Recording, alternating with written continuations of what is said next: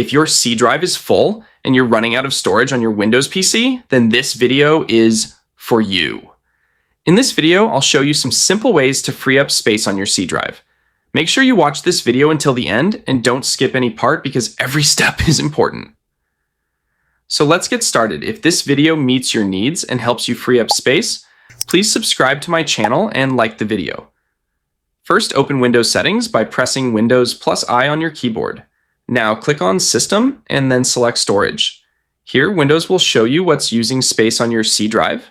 Click on Temporary Files to see files that can usually be removed. Select the temporary files you want to delete, then click on Remove Files. Next, go back to Storage and click on Installed Apps. Look through the list and uninstall apps or games you no longer use. You can also check your Downloads folder and remove files you don't need anymore. If you have important files, move them to another drive or an external storage device instead of deleting them. Another useful option is Disk Cleanup. Search for Disk Cleanup from the Windows Start menu, select your C drive, and choose the files you want to clean up. Finally, empty the recycle bin to permanently remove files you've already deleted. After completing these steps, check your C drive again. You should now have more free space available, and that's how you can safely free up space when your C drive is full.